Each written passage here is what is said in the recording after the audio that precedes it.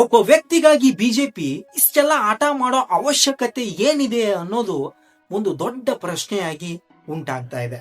S ನೋಡಿ, neat ಪ್ರಶ್ನೆ ಪತ್ರಿಕೆ ಸೋರಿಕೆಗೆ ಸಂಬಂಧಿಸಿದಂತೆ ಧರ್ಮೇಂದ್ರ ಪ್ರಧಾನ್ ಅವರು ರಾಜೀನಾಮೆ ನೀಡಬೇಕು ಅಂತ ದಿಲ್ಲಿಯಲ್ಲಿ ಸಿಜೆಪಿ ಮತ್ತು ಕಾಂಗ್ರೆಸ್ ಅವರು ದೊಡ್ಡ ಪ್ರತಿಭಟನೆ ಮಾಡ್ತಾ ಇದ್ದಾರೆ.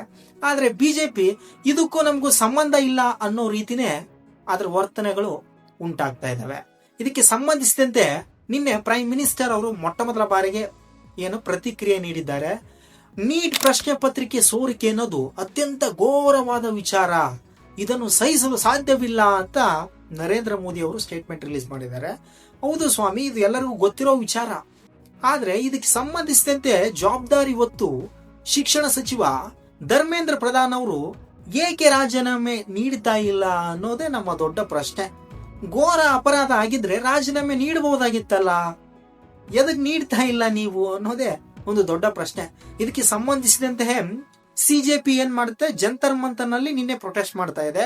ಇನ್ನು ಕಾಂಗ್ರೆಸ್ನವರು ಇದು ಪ್ರೈಮ್ ಮಿನಿಸ್ಟರ್ ಅಂದ್ರೆ ಮೋದಿ ಅವರ ದಿಲ್ಲಿಯಲ್ಲಿರೋ ಮನೆಯ ಬಾಗಿಲು ಮುಂದೆ ಈ ಕಾಂಗ್ರೆಸ್ನವರು ಪ್ರೊಟೆಸ್ಟ್ ಮಾಡ್ತಾ ಇದ್ದಾರೆ. ಸಿಜೆಪಿಯ ಒಂದು ಗುಂಪಿನಲ್ಲಿ ಏನ್ ಮಾಡ್ತಾ ಇದ್ದಾರೆ, ಅಭಿಜಿತ್ ದಿಪ್ಕೆ ಮತ್ತೆ ಸೋನಮ್ ವಾಂಗ್ಚುಕ್ ಮತ್ತು ಉದಯ್ ಠಾಕ್ರೆ, ಶರದ್ ಪವಾರ್ ಮತ್ತು ಕೇಜ್ರಿವಾಲ್ ಅವರು ಸೇರ್ಕೊಂಡಿದ್ದಾರೆ. ಇನ್ನು ಬಿಜೆಪಿ ಕಾಂಗ್ರೆಸ್ ಅವರ ಒಂದು ಕೂಟದಲ್ಲಿ ಅಲ್ಲಿ ಮಲ್ಲಿಕಾರ್ಜುನ್ ಖರ್ಗೆ ಮತ್ತೆ ಕರ್ನಾಟಕದ ಸಿಎಂ ಡಿ.ಕೆ. ಶಿವಕುಮಾರ್ ಮತ್ತೆ ರಾಹುಲ್ ಗಾಂಧಿ, ಪ್ರಿಯಾಂಕಾ ವಾದ್ರಾ ಸೇರಿದಂತೆ ಅಲ್ಲಿ ಜನ ಹೋರಾಟ ಮಾಡ್ತಾ ಇದ್ದಾರೆ. ಇಲ್ಲಿ ಕಾಂಗ್ರೆಸ್ ಕೂಡ ಇಲ್ಲಿವರೆಗೂ ಪ್ರತಿಭಟನೆ ಮಾಡೇ ಇಲ್ಲ ಅನ್ನೋ ಲೆವೆಲ್ಗೆ ಪ್ರತಿಭಟನೆ ಮಾಡ್ತಾ ಇದೆ.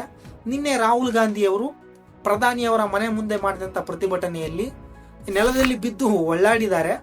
ಪೊಲೀಸರವರು ಅರೆಸ್ಟ್ ಮಾಡೋ ಒಂದು ಸ್ಥಿತಿಯಲ್ಲಿ ಈ ತರ ಮಾಡಿದ್ದಾರೆ ಅಂತ ದೃಶ್ಯಗಳಲ್ಲಿ ಸ್ಪಷ್ಟವಾಗಿ ಕಾಣ್ತಾ ಇದ್ದಾರೆ. ಮತ್ತು ರಾಹುಲ್ ಗಾಂಧಿ ಅವರ ಮೂಗಿಗೂ ಮತ್ತು ಕೈಕಾಲಿಗೂ ಸ್ವಲ್ಪ ಪ್ರಮಾಣದ ಪೆಟ್ಟಾಗಿದೆ ಅಂತ ಮಾಹಿತಿ ಬರ್ತಾ ಇದೆ. ಇದು ದೊಡ್ಡ ಗಲಭೆಗೆ ಇದು ಮುಖ್ಯ ಕಾರಣ ಆಗಿದೆ. ಇನ್ನು ಸಿಜಿಪಿಯಲ್ಲಿ ಸೋನಮ್ ವಾಂಗ್ಚುಕ್ ಅವರ ನಿರಂತರ ಉಪವಾಸದಿಂದ ಅವರ ಆರೋಗ್ಯದಲ್ಲಿ ಏನಾಗ್ತಾ ಇದೆ, ಏರುಪೇರು ಉಂಟಾಗಿದೆ ಅಂತ ನ್ಯಾಯಾಲಯಕ್ಕೆ ಒಬ್ರು ಅರ್ಜಿ ಸಲ್ಲಿಸಿದ್ರು. ಇದಕ್ಕೆ ಸಂಬಂಧಿಸಿದ ನ್ಯಾಯಾಲಯ ಏನ್ ಮಾಡಿದೆ ಅಂದ್ರೆ ವಾಂಗ್ಚುಕ್ ಅವ್ರನ್ನ ಖಾಸಗಿ ಆಸ್ಪತ್ರೆಗೆ ರವಾನಿಸಿ ಅಂತ ನಿನ್ನೆ ಮಾಹಿತಿ ನೀಡಿದೆ. ಇದ್ರ ಪ್ರಕಾರ ವಾಂಗ್ಚುಕ್ ಅವರು ವೇದಾಂತ ಖಾಸಗಿ ಆಸ್ಪತ್ರೆಗೆ ನಿನ್ನೆ ದಾಖಲಾಗ್ತಾ ಇದೆ. ನೋಡಿ, ಪ್ರಶ್ನೆ ಪತ್ರಿಕೆ ಸೋರಿಕೆ ಅನ್ನೋದು ಇದು ಒಂದು ಪ್ರತಿನಿತ್ಯ ಒಂದು ಹೊಸ ತಿರುವುಗಳನ್ನು ಪಡಿತಾ ಹೊಸ ಹಾದಿಗೆ ಕಾರಣ ಆಗ್ತಾ ಇದೆ. ನೋಡಿ, ಮಲ್ಲಿಕಾರ್ಜುನ್ ಖರ್ಗೆ ಅವರು ನಿನ್ನೆ ಒಂದು ಸ್ಟೇಟ್ಮೆಂಟ್ ಕೊಟ್ಟಿದ್ದಾರೆ. ಈ ಸಿಜಿಪಿ ಅನ್ನೋದು ಒಂದು ಪ್ರಶ್ನೆ ಪತ್ರಿಕೆ ಸೋರಿಕೆಗೆ ಸಂಬಂಧಿಸಿದಂತೆ ಏನ್ ಮಾಡುತ್ತೆ, ಬಿಜೆಪಿ ಅವರೇ ಮಾಡ್ಕೊಂಡಿರೋ ಒಂದು ಮಾಸ್ಟರ್ ಪ್ಲಾನ್, ಇದು ಬಿಜೆಪಿ ಅವರೇ ಮಾಡ್ಕೊಂಡಿರೋ ಒಂದು ಹೊಸ ಕುತಂತ್ರ ಅಂತ ಮಲ್ಲಿಕಾರ್ಜುನ್ ಖರ್ಗೆ ಅವರು ಸ್ಟೇಟ್ಮೆಂಟ್ ಕೊಡ್ತಾರೆ. ಇನ್ನು ಇದಕ್ಕೆ ಕೌಂಟರ್ ಆಗಿ ಬಿಜೆಪಿ ಅವರು ಏನು ಸ್ಟೇಟ್ಮೆಂಟ್ ಕೊಟ್ಟಿದ್ದಾರೆ ಅಂದ್ರೆ, ಇದು ನೀಟ್ ಪ್ರಶ್ನೆ ಪತ್ರಿಕೆ ಸೋರಿಕೆಗೆ ಸಂಬಂಧಿಸಿದಂತೆ ಈ ಎಡಪಕ್ಷದ ವಿದ್ಯಾರ್ಥಿಗಳು ಮಾಡ್ತಾ ಇರೋ ಪ್ರೊಟೆಸ್ಟ್, ಇದು ಅಂದ್ರೆ ಸರಿಯಾದ ಅಭ್ಯರ್ಥಿಗಳು ಮಾಡ್ತಾ ಇರೋ ಪ್ರೊಟೆಸ್ಟ್ ಅಲ್ಲ, ಇದು ದೇಶಕ್ಕೆ ಅಸ್ಮಿತೆಗೆ ಅಪಾಯ ಉಂಟು ಮಾಡೋ ವಿದ್ಯಾರ್ಥಿಗಳು ಮಾಡ್ತಾ ಇರೋ ಪ್ರೊಟೆಸ್ಟ್ ಇದು ಅಂತ ಏನು ಬಿಜೆಪಿ ಅವರ ವಾದ. ಇದಕ್ಕೆ ಸಂಬಂಧಿಸಿದಂತೆ ಸಿಜೆಪಿಯ ಮುಖ್ಯಸ್ಥರು ನಿನ್ನೆ ಕೇಂದ್ರ ಆರೋಗ್ಯ ಸಚಿವರಾದಂತ ಜೆ.ಪಿ. ನಡ್ಡಾನ ಭೇಟಿ ಮಾಡಲೆಂದು ಹೋಗ್ತಾರೆ. ಇದಕ್ಕೆ ಸಂಬಂಧಿಸಿದಂತೆ ಚರ್ಚೆ ಮಾಡಲು 4 ಗಂಟೆಗಳ ಕಾಲ ಕಾಯಿಸಿದ ನಂತರ ನಡ್ಡಾ ಅವ್ರನ್ನ ಭೇಟಿ ಆಗ್ತಾರೆ. ಅಲ್ಲಿ ಒಂದು ಪತ್ರಿಕೆ ಅಂದ್ರೆ ಒಂದು ವರದಿ ಕೊಟ್ಟವ್ರಿಗೆ ಆಯ್ತು ಸರಿ ಮಾಡ್ತೀನಿ ಅಂತ ನಡ್ಡಾ ಅವ್ರು ಹೇಳಿ ಕಳಿಸ್ತಾರಂತೆ.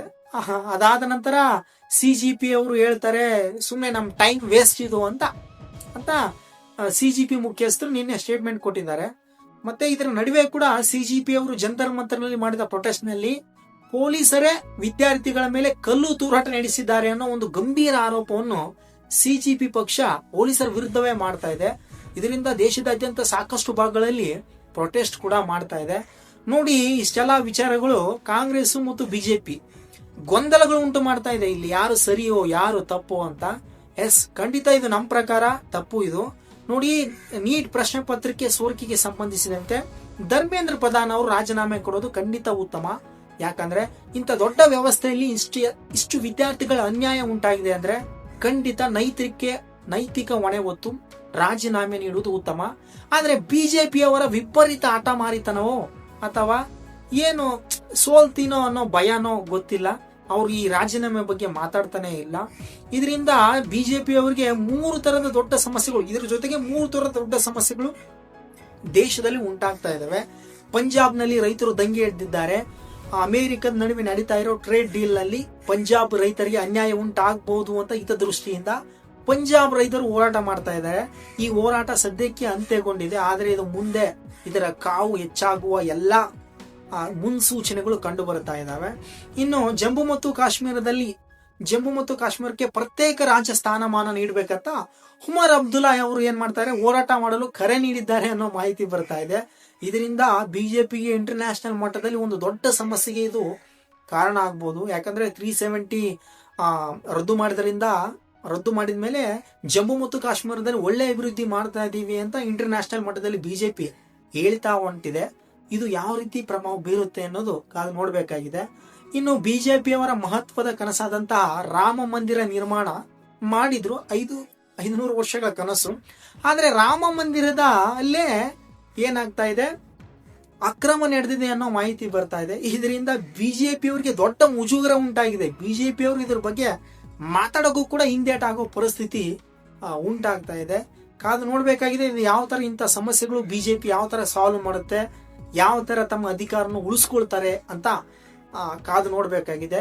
ಕೊನೆಯದಾಗಿ ನಮ್ಮ ಪ್ರಕಾರ ಈ ನೀಟ್ ಪ್ರಶ್ನೆ ಪತ್ರಿಕೆ ಸೋರಿಕೆಯಲ್ಲಿ ಖಂಡಿತ ಧರ್ಮೇಂದ್ರ ಪ್ರಧಾನ್ ಅವರು ರಾಜೀನಾಮೆ ನೀಡಬೇಕು, ದೇಶದ ಮುಂದೆ ಕ್ಷಮೆ ಕೇಳಬೇಕು ಅನ್ನೋದು ನಮ್ಮ ಅಭಿಪ್ರಾಯ. ಇದಕ್ಕೆ ಸಂಬಂಧಿಸಿದಂತೆ ನಿಮ್ಮ ಅಭಿಪ್ರಾಯ ಏನು ಅನ್ನೋದನ್ನು ಕಾಮೆಂಟ್ ಸೆಕ್ಷನ್ ಅಲ್ಲಿ ಖಂಡಿತ ತಿಳಿಸಿ. ಲೈಕ್ ಅಂಡ್ ಸಬ್ಸ್ಕ್ರೈಬ್ ಮಾಡಿ ಅನ್ನೋದು ನಮ್ಮ ಮನವಿ. Thank you so much.